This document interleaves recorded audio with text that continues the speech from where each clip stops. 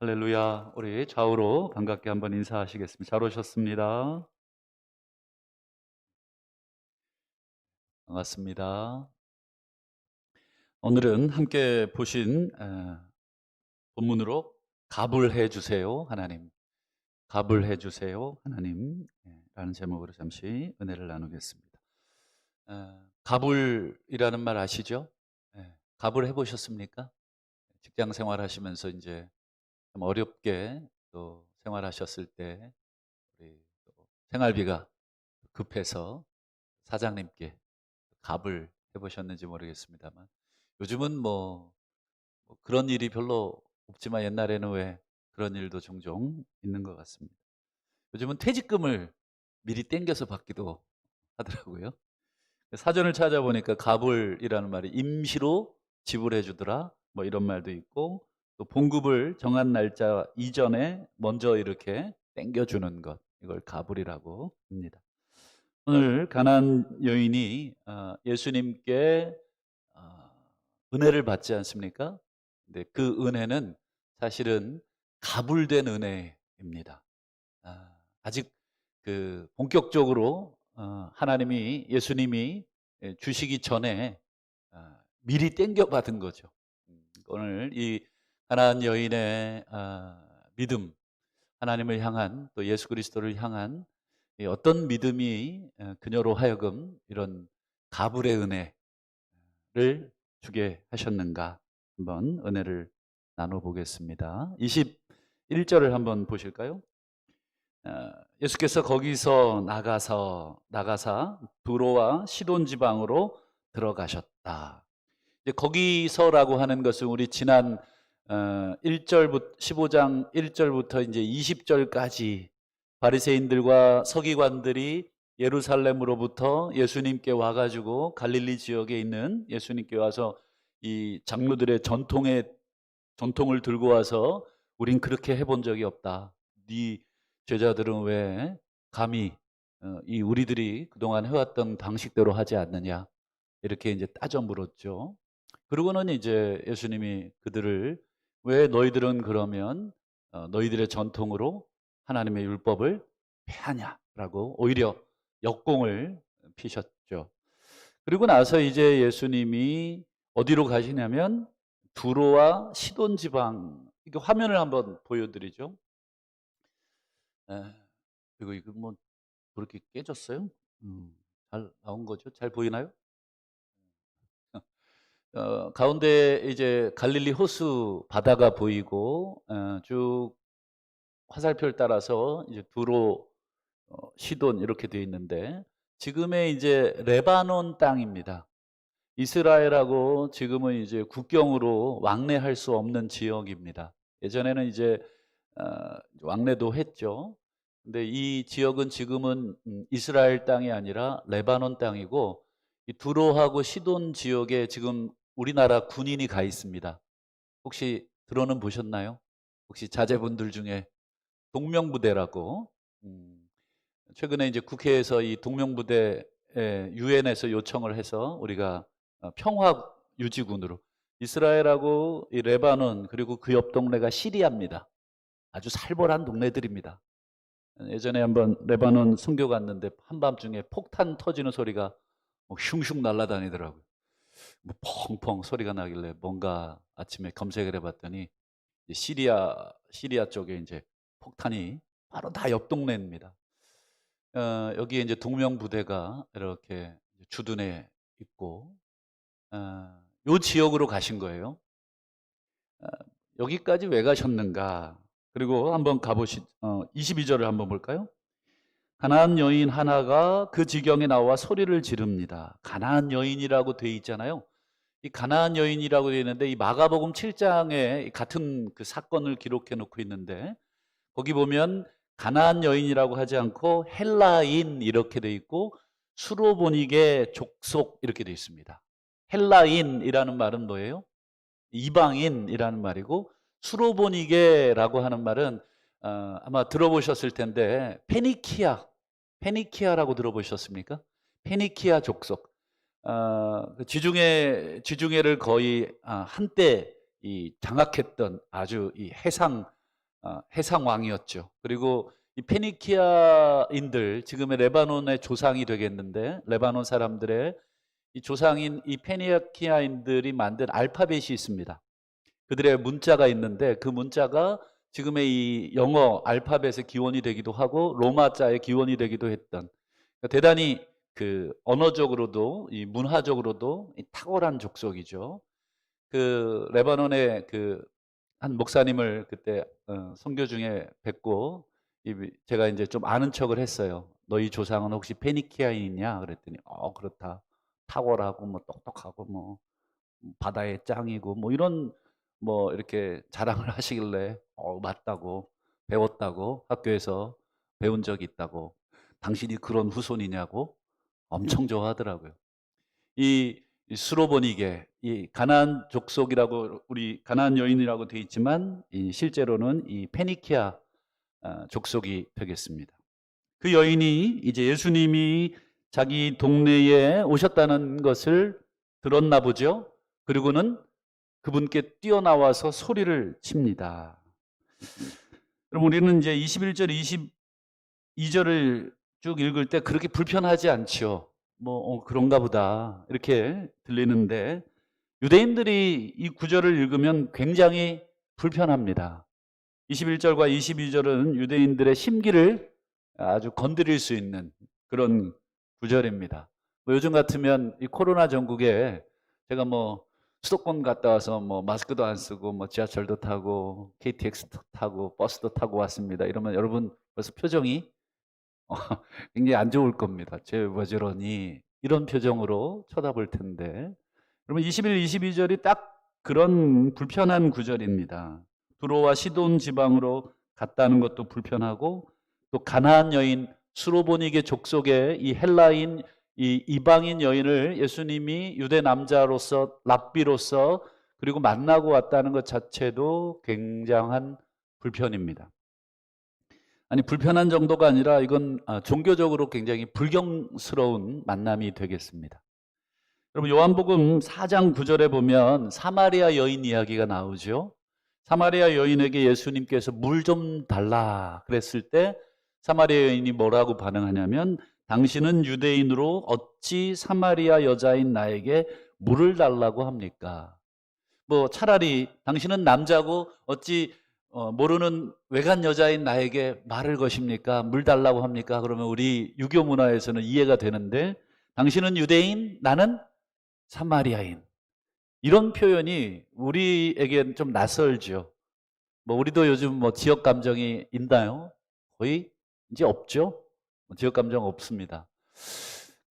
하지만 예수님 시대에는 아직 이런 지역적 감정, 유대인과 사마리아인은 사실상 같은 민족이지만, 여러분 이스라엘 역사를 보면 북쪽과 남쪽으로 이스라엘 민족이 갈리고, 북쪽은 아시는 것처럼 722년 주전 722년에 아수르라고 하는 제국에 의해서 멸망을 당하고, 그 아수르 제국이 혼혈 정책을 핍니다. 그래서 자신들의 민족과 이 사마리아 지역, 북쪽 지역 민족을 이렇게 같이 결혼을 시켜버립니다. 그래서 태어난 애들이 사마리아인들, 혼혈아들이죠.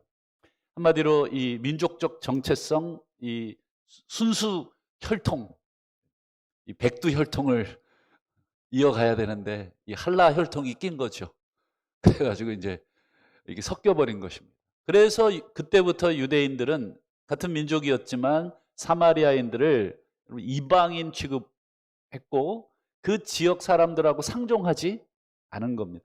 그 배경을 알아야 여러분 요한복음 4장 9절에 이 여인이 이렇게 던진 말, 그리고 4장 9절 끝에 아까 뭐라고 되어 있었습니까? 이는 유대인이 사마리아인과 상종하지 아니함이러라.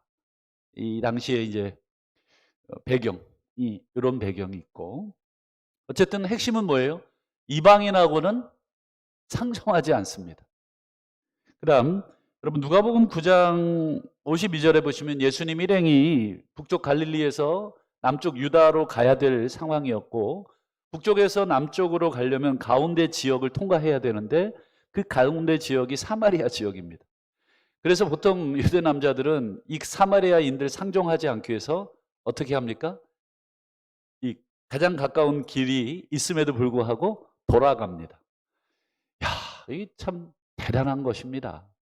여러분 이렇게 어디 가시려고 하는데 정말 꼴 보기 싫은 사람 집이 그 중간에 있어요.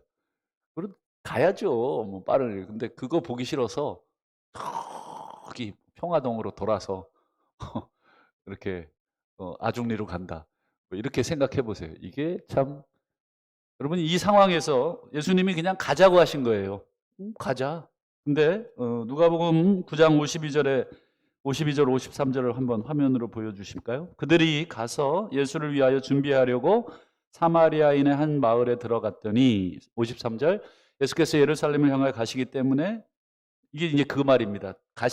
예루살렘으로 가시기 때문이라는 것은 사마리아 지역을 통과해서 가셔야 하기 때문에라는 그런 뜻인데 여기서 그들은 사마리아인들이 예수의 일행을 받아들이지 아니합니다. 소위 말해서 이제 우리 마을 통과 금지 이렇게 되는 거죠. 야고보하고 요한이 완전히 열을 받아가지고 예수님께 뭐라고 요청을 하냐면 불을 명하여 하늘로부터 내려 저들을 멸하라 하기를 원하십니까? 예수님이 아멘 그렇게 해가지고 사마리아를 싹 한번 꼬실라 버렸으면 좋았을 텐데 오히려 예수님이 제자들을 책망하시죠. 꾸짖습니다. 헛소리 하지 말고 가자. 우리를 영접하지 않는다고 보복하지 말고 가자 하고 그냥 가십니다. 제가 왜 이 두 이야기를 드립니까? 예, 유대인들이 이방인 지역과 이방인들과 어떤 관계에 있는지를 생생하게 성경에서 근거가 있다는 거죠. 그런 상황에서 지금 여러분 같은 유대 땅 안에서 사마리아 지역도 다니지도 않고 그들도 만나지도 않는 사람들인데 지금 예수님 일행이 어디를 가신 거예요? 그렇죠. 두로하고 시돈을 가신 것은 이 파격적인 행보입니다. 아마 두로 시돈 사람들이 환영했을지는 모르겠지만 거기다가 여인의 또 이 가나안 여인을 또 만났다고 하는 것도 대단한 파격입니다. 여러분 무엇보다도 예수님이 지난 마태복음 10장 5절에 뭐라고까지 하셨었어요? 12 제자들을 보내면서 하셨던 말씀 중에 하나가 이런 말씀이죠. 예수께서 이 12를 보내시며 명하여 이르시되 이방인의 길로도 가지 말고 사마리아의 고을에도 들어가지 마라. 친히 이방인하고 그 다음에 사마리아하고 이렇게 동급으로 묶어가지고 들어가지도 말고 그들에게 복음도 전하지 마라. 이렇게 얘기하신 적이 있으셨죠. 그렇게까지 당신 입으로 얘기해놓고 당신이 지금 어디를 가신 거예요? 두로하고 시돈 지방에 가가지고 누구를 만나신 거예요? 이방인을 만나고 있는 것입니다. 스스로 하신 말씀을 지금 어기고 계신 것인가? 예수님의 지금 이 행동은 지금 우리 눈에는 그냥 어휴 가셨구나 이 정도 보이지만 우리가 유대인의 눈으로 이 구절을 읽어보면 굉장히 위험하고 하지 안 하셔야 되는데 마치 목사인 제가 이상한 데 왔다 갔다 하는 전도하러 가시는 건가? 이렇게 생각해 주시겠습니다만 괜한 오해와 괜한 공격과 빌미를 줄 수 있겠죠. 예수님 틀림없이 이 문제로 나중에 또 곤욕을 치르실 수도 있는데 위험한 행동을 예수님이 하고 계십니다. 혹시 두로와 시돈 지방에 다른 급한 일이 있으셔서 가신 김에 어쩔 수 없이 그 이방 여인이 다가와가지고 만나진 것인가? 이렇게 생각해 볼 수도 있겠죠. 그런데 여러분 성경 그 뒤에 마태복음 이어지는 뒤에 보면 이 두로와 시돈 지방까지 그 멀리 가셨는데 다른 사건에 대한 기록을 하고 있지가 않아요. 딱 이 가나안 여인 만난 거 외에는 기록되어 있지가 않습니다. 그러니까 이 두로와 시돈 지방에 간 다른 목적이 있다고 추측해 볼 가능성은 적습니다. 그렇다면 우리가 생각해 보기에 예수님이 지금 의도를 가지고 두로와 시돈 지방으로 가셨겠구나라고 하는 것이 자연스러운 추측이 됩니다. 그리고는 누구를 만나신 일이 없기 때문에 당연히 이 가나안 여인, 이 수로보니게 여인을 만나시러 가셨겠구나라고 생각하는 것이 오늘 본문을 쭉 이해하실 때 자연스러운 이해입니다. 어쩔 수 없이 만난 게 아니라 아마 이 여인 만나러 가신 걸 겁니다. 그런데 이 여인 만나러 갔다고 우리가 생각해 봤을 때 예수님의 행동이 조금 이상합니다. 지금 이 여인이 예수님을 향해 뭐라고 부르짖습니까? 다윗의 자손이여 나를 불쌍히 여겨 주십시오. 내 딸이 흉악하게 귀신이 들렸습니다. 아마 예수님이 아시고 계셨겠죠. 이 여인이 어떤 상황인지. 그리고 이 여인을 만나러 이 먼 곳까지 오셨다면 이 여인의 이런 외침에 예수님이 어떻게 반응하셔야 됩니까? 그렇죠. 고쳐주셔야죠. 네, 22절을 한번 보겠습니다. 22절. 예수는 한 말씀도 대답하지 아니하시니. 여러분, 이걸 한 말씀도 대답하지 않는다. 다윗의 자손이요. 이거 메시아에 대한 호칭이거든요. 메시아요, 나를 불쌍히 여겨 주십시오. 내 딸이 흉악한 귀신에 지금 들려 있습니다. 근데 예수님이 그 음성을 들으셨는데 한 말씀도 대답하지 않으셨다. 요즘 이런 거를 여러분 현대어로 뭐라 그러는 줄 아십니까? 일십이라고 합니다. 들어보셨습니까? 우리 웃으시는 분들은 아시는 것 같은데, 읽고 싶다 이런 뜻이라고. 요즘 뭐 문자나 뭐 카톡 많이 하잖아요. 그러면 이제 카톡 같은 경우는 상대방에게 문자 보내면 그 옆에 뭐 숫자가 써 있어요. 1 이렇게, 뭐 2 이렇게. 읽으면 그 숫자가 없어집니다. 상대방이 읽었다는 뜻입니다. 근데 답이 없어요. 그걸 요즘 애들 말로는 읽씹 당했다. 읽고 씹힘을 당했다. 참, 그 애들은 뭐 또 그런 거 되게 신경 쓰잖아요. 왜 읽어놓고 답을 안 줘? 뭐 이런 말. 여러분 읽씹 당해 보셨습니까? 내가 문자를 보냈는데 저 친구가 분명히 답을 줘야 되는데 답을 안 줘. 기분이 어때요? 좋습니까? 좋으면 좀 이상한 거고 기분이 별로 안 좋아야죠. 여러분 지금 다윗의 자손 불쌍히 여겨 주십시오. 그러면 거기까지 온 다른 목적이 없다면 아까 말씀드린 것처럼 예수님 그 목적으로 이 여인 만나러 온 거 외에는 다른 비즈니스로 온 게 없어요. 기록이 없단 말이죠. 그렇다면 이 여인 만나러 온 게 거의 확실한데 이 여인이 소리쳤으면 돌아보셔야죠. 최소한 돌아는 보셔야죠. 근데 아무 말도 안 하십니다.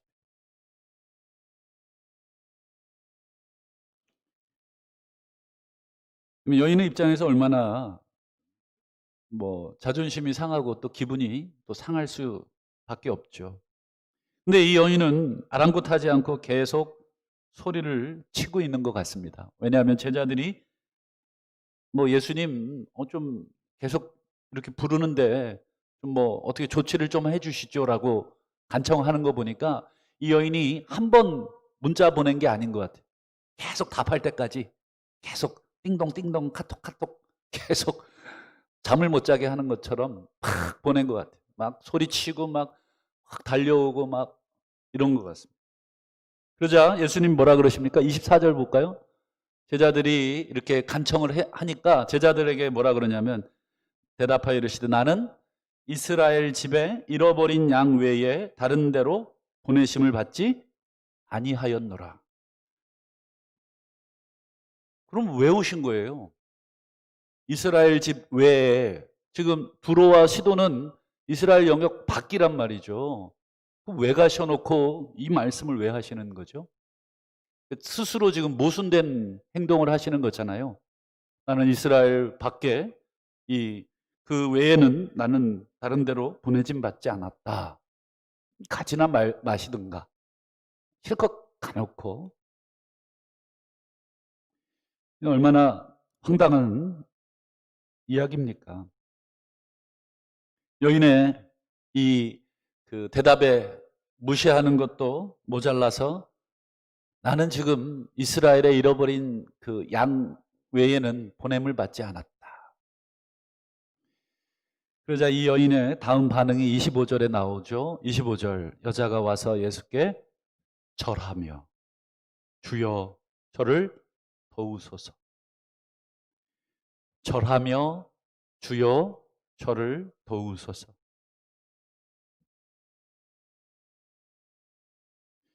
이 정도 뭐 하면 좀 받아 주실라나요?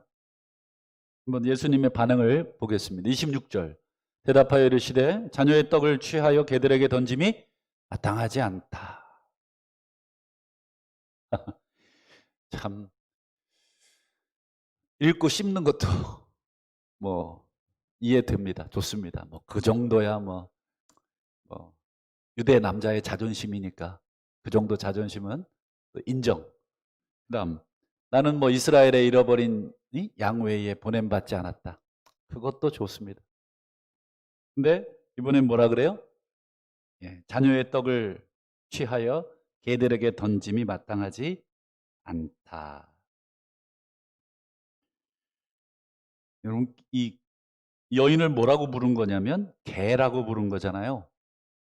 요즘 만약에 예수님이 이런 표현을 누군가 어떤 민족 페니키아 족속에게 했다 그러면 아마 인종차별 발언이라고 벌금 맞을 겁니다.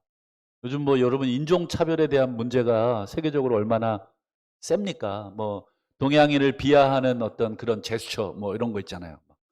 그 다음에 뭐 흑인들 이게 참 백인들이 교만해요. 세상의 중심이 자기들인 줄로 착각을 해서 어쨌든 여러분 이 페니키아 족속 이 여인에게 개라고 하는 것은 유대인들의 그냥 일반적인 관습적 표현이긴 하지만 이 듣는 입장에서는 굉장히 불편하죠. 우리 일제시대 일본 사람들이 우리 뭐라고 불렀나요? 뭐 그렇게 불렀잖아요. 우린 또 일본 사람들 또 어떻게 불러요? 그렇게 부르잖아요. 서로 굉장히 민족 감정을 건드리는 표현들을 쓰고 있는 거죠. 예수님이 지금 이 여인의 감정을 지금 건드리고 있는 말을 지금 던지고 있는 거예요. 개들에게 던지는 것이 주는 것이 마땅하지 않다. 좌우간 참 이상합니다. 오늘 예수님의 행동이 너무 이상합니다. 여러분 예수님이 이토록 냉정하신 분이고 차디찬 분이십니까? 평소에도 그랬으면 저 인간 원래 저래. 우리 스승 원래 좀 약간 시니컬해. 약간 막 냉소적이야. 약간 뭐 쌀쌀맞아. 뭐 이렇게 되겠는데 여러분 예전에 예수님 모습 보면 어때요? 뭐 귀신 들린 사람 와서 또 뭐 맹인이 와서 다윗의 자손이여 나를 불쌍히 여기소서 이러면 고쳐주시기도 하고 또 지난 14장 14절에서는 여러분 큰 무리가 당신에게 오는 걸 보고 불쌍히 여기셔서 오병이어의 기적도 베풀어 주시고 막 이런 자비로운 모습을 보여주셨지 않습니까? 기본적으로 예수님이 여러분 인간을 향해서 여러분 따뜻하셨고 자비로우셨죠. 그게 하나님의 성품이시기도 하시고 노하기를 더디하시고 인자하시고 자비하시고 그게 예수님이고 그게 하나님이신데 오늘은 이 상할이 많지 예수님이 굉장히 차도남 스타일이든 아주 차가운 도시 남자처럼 아주 냉담한 모습으로 지금 대하고 있는 그럼 여러분 왜 이렇게 예수님이 냉담하게 대하십니까? 이방인이라서 그렇습니까? 말꼬리 안 잡히려고 지금 신문 기자들이 막 따라다니면서 예수님의 일거수일투족을 막 취재하고 있어서 예수님 이방 지역에서 이방인 여인과 노닥거리다. 뭐 이런 말거리 만들기 싫어서 그러신가? 아니죠. 여러분 지난 8장에 보면 여러분 백부장 하인을 고쳐주신 적도 있습니다. 백부장이 여러분 이방인 로마의 군인입니다. 수하에 100명의 군인을 둔 장입니다. 그건 장교입니다. 이 이방인 로마 사람 이 백부장의 하인도 고쳐주셨거든요. 이방인이기 때문에 거절하신 것 아니죠. 혼자 그런 생각을 해봤습니다. 말씀 준비하면서. 백부장도 이방인이고, 이 가나안, 이 수로보니게 여인도 이방인인데, 왜 백부장 이방인은 그 고쳐주고, 이 가나안 여인은 직접 가셔놓고도 안 고쳐주시나? 백부장은 총칼을 들고 있어서, 무서워서, 이거 안 들어주면, 또 자기의, 우리 민족을 지금 지배하고 있는 우리가 이제 식민지 당하고 있잖아요. 그런 나라여서 그런가? 그리고 이 이방 여인은 말 그대로 여자니까 뭐 집까짓게 나한테 뭐 어떡하겠어? 이런 남성 우월주의에 사로잡혀가지고 이렇게 안 들어주셨나? 저 혼자 저런 생각 해봤습니다. 그건 아니시겠죠? 뭐 남자니까 군인이니까 무서워서 이방인이라도 해줬고 얘는 이방인이지만 여자라서 하나도 안 무서워. 지가 나한테 어떻게 하겠어? 이런 마음으로 안 고쳐주고 그런 거는 아닐 겁니다. 그럼 왜 여러분 3번씩이나 어떤 의미에서는 거절이거든요. 대답도 아니하시고 이스라엘의 잃어버린 양회에게 내가 보내심을 받지 않았다 그러고 자녀들의 떡을 취해서 개들에게 던지는 게 마땅하지 않다고 이 3번에 걸친 예수님의 이런 거절, 어떻게 보면 더 나아가서 인종적 차별을 서슴지 않는 듯한 그런 모독적 발언을 하고 계시는가? 저는 27절에 그 해답이 있다고 보여지는데 27절을 한번 보실까요? 여자가 가로되 이르되 주여 옳습니다. 다 인정합니다. 당신의 말씀을 제가 다 인정합니다. 저는 이스라엘 양도 아니고 저는 자녀도 아니고 저는 당신들이 말하는 개와 같습니다. 정말 지옥의 땔감이고 어떻게 보면 하나님의 자녀가 될 수 없는 그런 민족적 한계를 가지고 있습니다. 주여 옳습니다. 하지만 개들도 주인의 상에서 떨어지는 부스러기를 먹지 않습니까? 이 유대인들은 여러분 아시는 것처럼 이 식탁에서 빵을 먹는데 우리처럼 요즘 뭐 이렇게 물이 뭐 좋고 위생 이렇게 잘 돼 있어서 뭐 이렇게 손도 잘 씻고 뭐 숟가락 젓가락으로 먹는 게 아니라 유대인들은 손으로 뜯어 먹습니다. 그렇기 때문에 이 손에 이제 뭐 물로 씻기도 하지만 기본적으로는 이 빵을 취해서 이렇게 그 빵으로 이 손 사이사이에 먼지와 뭐 이런 걸 이렇게 뭐죠? 이렇게 닦습니다. 그리고 그 빵을 자기가 먹는 게 아니라 어떻게 합니까? 예, 상 밑으로 버립니다. 그거는 이제 소위 말해서 물티슈 역할을 하는 거기 때문에. 그러면 이제 개들이 밖에 있다가 이렇게 와가지고는 그거 주워 먹고. 지금 딱 그 얘기를 지금 하고 있는 거예요. 개들도 주인들이 식사 전에 이렇게, 이렇게 물티슈 대용으로 쓰는 그 빵 쪼가리 그거 버렸을 때 그 개들 먹지 않습니다. 참 얼마나 그 자기 자신을 향한 이렇게 비참한 얘기를 하고 있습니다. 이 수로보니게 여인이 유대의 풍습을 알고 있는 거예요.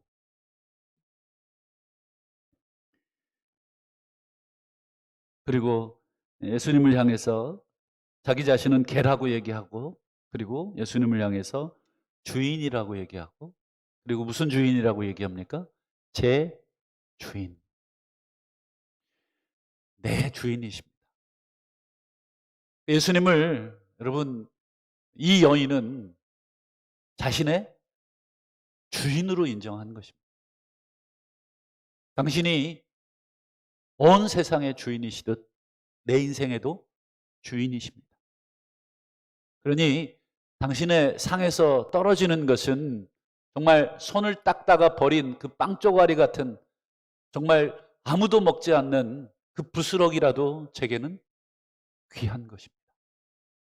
표현이 좀 지저분하고 더러워서 그렇지 주인께서 주시는 것을 내가 먹고 싶습니다. 여러분, 이 여인의 이 고백은 마지막 자존심까지 꽉 눌러가지고 이 막 폭발 직전의 그런 감정에 쌓인 고백이라기보다도 예수 그리스도가 누구라고 하는 것을, 여러분, 이 여인이 어떻게 알았을까? 두로 시돈 지방은 예수님이 활동하던 무대도 아니었어요. 아마도 귀동냥으로 예수님의 소문을 듣는 정도 아니겠습니까? 마치 오늘 기도하시는 분, 우리 북한의 성도들이 성경을 저희들처럼 이렇게 뭐 원어도 보고 영어 버전도 보고 이렇게 좋은 활자로, 여러분, 북한 성도들이 어떻게 성경을 받겠습니까? 그저 쪽복음 아니에요? 그저 정말 은밀한 곳에서 유통되는 그 쪽복음의 그 단편적인 한 내용을 보고도 우리보다 더 큰 믿음을 가지고 있는 것과 똑같은 것입니다. 여러분, 이 수로보니게 여인이, 여러분, 유대인들도 이 예수님을 향해서 주인이라고 고백한 적이 몇 명이나 됩니까? 성경 박사들인 서기관들, 바리새인들은 여러분, 주인커녕 예수님을 죽이려고 하지 않았습니까? 이 여인의 고백은 실로 놀라운 고백이 아닐 수가 없습니다. 어떻게 이렇게 귀동냥으로 온전하지 못한 그런 복음의 쪼가리를 들고도 예수님을 향해서 당신이 나의 주인이시고 저는 당신의 상에서 떨어지는 것으로 먹은 그런 개와 같지만 당신의 그런 사람이라고 표현을 할 수가 있는가? 여러분, 이 여인의 한마디에 예수님이 28절 여자여 내 믿음이 크도다. 누구를 향한 믿음이겠어요? 딸이 나을 거라는 믿음보다는, 그렇죠, 내가 누군지. 왜냐하면 앞서 예수님을 향해 선생님이라고도 부르지도 않았어요. 다윗의 자손. 여러분, 이 다윗의 자손이라는 이 호칭은 여러분 메시아를 표현하는 구약의 표현입니다. 그래서 여러분, 이제 예수님이 곧 이제 이 마태복음 16장 이후로 예루살렘으로 올라가잖아요. 그때 여러분 많은 무리들이 예루살렘에 입성하는 예수를 향해서 종려나무를 흔들며 호산나 다윗의 자손. 그게 바로 우리를 구원할 메시아의 호칭인데, 아니 이 호칭을 이 두로와 시돈 지역의 이 수로보닉의 이 이방 여인이 어찌 알고 있는가? 대단한 믿음이죠. 아마도 멀리서 듣고 흠모하며 그분을 한번 만나 뵙기를 소망하며 평생을 기다리고 살았을 것 같습니다. 아마도 그 마음이 하늘에 전달됐는지 예수 그리스도께서 아까 말씀드린 것처럼 다른 목적도 없이 오직 그 여인 하나 만나러 그 이방 땅까지 저는 가신 것이다 생각을 합니다. 아마 그 여인의 간절한 기도가 하나님께 상달이 된 것이고, 예수님이 마지막 이 여인을 모독하기 위해서 한 것이 아니라 이 여인의 마음에 정말로 깊은 자신의 신앙적 고백이 나오는가 하는 것을 보려고 계속 하신 것이죠. 말씀을 정리해 보겠습니다. 여러분, 하나님이 가끔 우리를 극단적으로 오늘 몰아가실 때가 있죠. 오늘 이 여인처럼 한 방에 고쳐줄 수도 있으신데 대답 안 하시고 또 다른 얘기하시고 또 다르게 얘기하시고 한 번, 두 번, 세 번 또는 네 번, 다섯, 여섯 번 걸쳐서 계속해서 하나님이 우리를 극단으로 몰아가실 때가 있죠. 계속 하는 일마다 안 되게 하시고 기도하는 것마다 하나님께서 응답하지 않고 계속 차일피일 미루는 경우, 절박한 상황으로, 간절한 상황으로, 때로는 이러다가 죽을 수도 있겠다라고 하는 그런 죽음의 공포를 느끼는 상황, 견딜 수 없는 상황까지 몰아가실 때가 있습니다. 그때 오늘 우리가 읽으신 이 본문, 이 수로보니게 여인의 이 마음을 우리가 가졌으면 좋겠습니다. 주여, 옳습니다. 하나님이 이렇게 하신 줄로 믿습니다. 그렇지만 개들도 제 주인의 상에서 떨어지는 부스러기를 먹습니다. 여러분, 죽을 것 같은 그런 상황에서 여러분, 오늘 이 수로보니게 여인처럼 정말 부스러기를 구하는 우리 믿음이 있어야 되겠습니다. 저는 오늘 이 여인의 이 기사를 보면서 참 저의 청년 시절을 한번 생각해 봤습니다. 참 청년 시절을 돌아보면서 하나님 앞에서 참 많이 울면서 기도했는 그런 기억들, 그 중에 하나가 바로 이 수로보니게 여인이 오늘 예수님에게 고백했던 이 고백으로 하나님 앞에 많이 기도했습니다. 주여, 제게 주실 부스러기 은혜는 무엇인지. 하나님, 부스러기 은혜라도 좋습니다. 특별히 저희 부모님께서 신앙생활을 그때 못하고 계셨는데 그렇게 부럽더라고요. 우리 친구들 중에 제 친구 아버지는 장로님이고 어머님은 권사님이고 신앙에 철이 들고 나니까 그런 것들이 보이더라고요. 저분이 내 친구 아빠구나. 이런 가족 관계가 보이기 시작하면서 우리 부모님은 어디 계시나. 그러면서 이제 가족을 위해서, 믿지 않는 친척들을 위해서 기도할 때 그냥 막 서럽더라고요.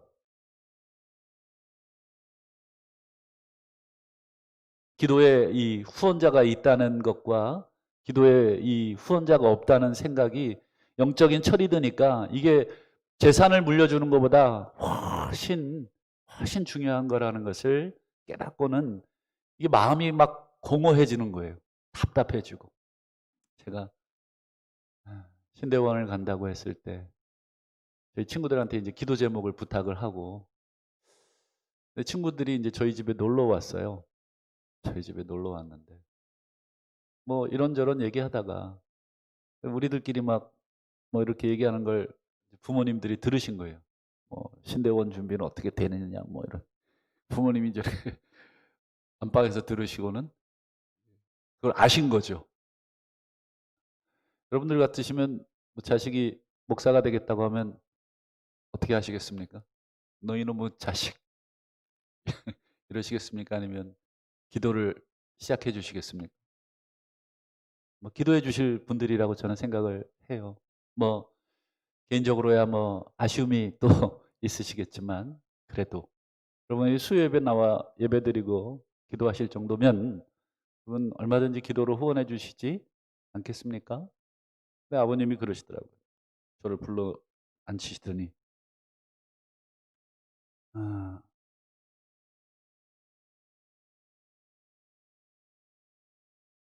그럴 생각이랑 당초 하지 말아라. 제가 막 손사래를 쳤어요. 아니라고. 네 그렇게 하면 호적에서 파자. 이러시더라고요. 호적에서 파일 뻔했습니다. 이게 영적인 문제라 그런 반응을 하시더라고요. 참 눈물이 나더라고요. 눈물이 나면서 하나님 앞에 또 그날 또 가서 기도하면서 하나님 저에게 주실 부스러기 은혜는 무엇이고 왜 이렇게 하나님 오랫동안 응답하지 않습니까? 이런 뭐 탄식 아닌 하소연을 했던 기억이 납니다. 사진을 하나 좀 보여드리겠는데요. 제가 참 좋아하는 사진인데 이게 언제적 사진인지는 모르겠습니다만 예전에 오래전에 제가 발견하고 참 그 앞에 있는 애도 아마 저 우리 여인의 자녀일 것 같고 등에 업은 아이도 자녀일 텐데 뭐가 저렇게 간절해서 여러분 애 하나 업고 나오는 게 얼마나 힘들어요. 그 애기 용품들 챙기고 뭐 기저귀 챙기고 얼마나 힘듭니까? 뭐가 저렇게 간절해서 저렇게 하나님 앞에 올라와서 저렇게 기도하시는가? 제가 예전에도 한번 말씀드린 기억이 나는데 젊은 부부인데 새벽 기도에 애 유모차에 끌고 와서 한 발로 유모차를 이렇게 밀면서 막 엉엉 울면서 기도하더라고요. 제가 이제 그분을 위해서 기도가 다 나오더라고요. 제 기도가 나오는 게 아니라. 하나님, 저 여인의 마음에 뭐가 있습니까? 저 여인의 눈물에는 무슨 사연이 있습니까? 하나님, 저 여인이 저렇게 아이를 새벽에 업고 나올 만큼 그 간절함이 무엇입니까? 오늘 저 사진이 딱 그렇습니다. 아마 배경으로 봐서는 아주 어려웠던 시절인 것 같아요. 포대기에 막 그림에 보세요. 잘 사는 시절, 지금 이렇게 좋은 예배당도 아닌 그런 시절, 아마도 6.25 전후가 아니겠는가 생각을 해보게 되는데, 참 그 시절 우리 부모님들은 어떻게 신앙을 지키시고 얼마나 간절하게 지켜오셨는가 하는 것을 엿볼 수 있게 됩니다.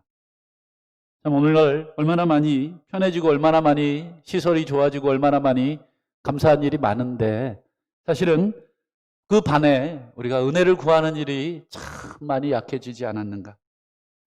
주시면 좋고 안 주시면 말고 이런 신앙으로 우리가 많이 전락해 버린 것. 우리에게 아쉬움이 없어서 그런 것인가? 우리에겐 귀신 들린 딸이 없어서 그런 것인가? 우리의 은행에 통장에 잔고가 아직 넉넉해서 아직 간절하게 기도해 본 적이 없어서 그런 것인가?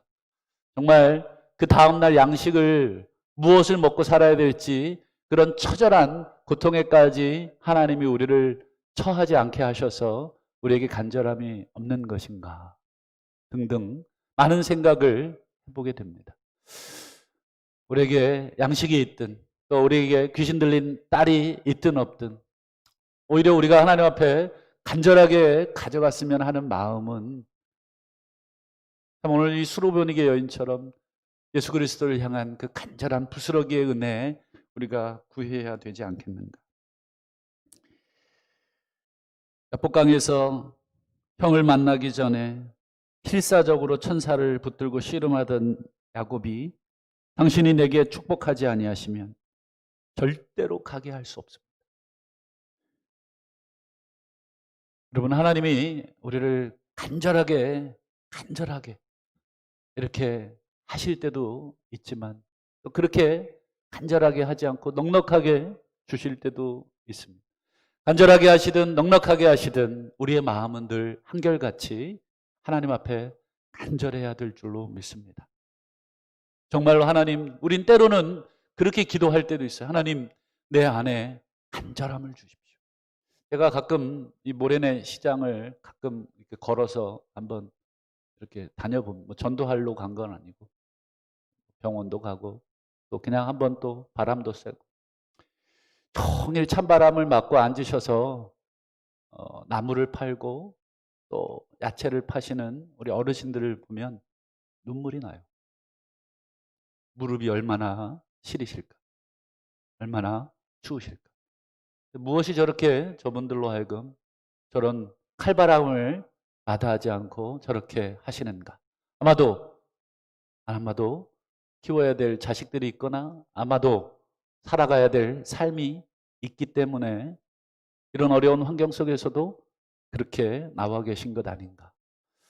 우리가 이 기도의 자리에 또 하나님께 드리는 또 간절한 간구의 자리에 여러분, 우리 하나님이 주신 이 축복으로 우리가 이렇게 좋은 예배당에 좋은 이런 시설에 살고 있지만 우리가 그에 반해서 우리의 마음이 점점 해이해지고 점점 하나님의 은혜를 사모하는 것이 약해지고 있다면 다시 한번 우리 자신을 되돌아 보셨으면 좋겠다 하는 마음이 간절합니다.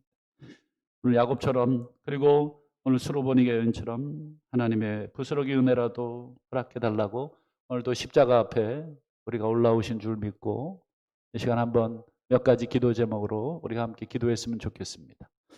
첫 번째로 우리가 말씀 붙들고 한번 기도하겠습니다. 하나님, 은혜를 주십시오. 부스럭이라도 줬사오니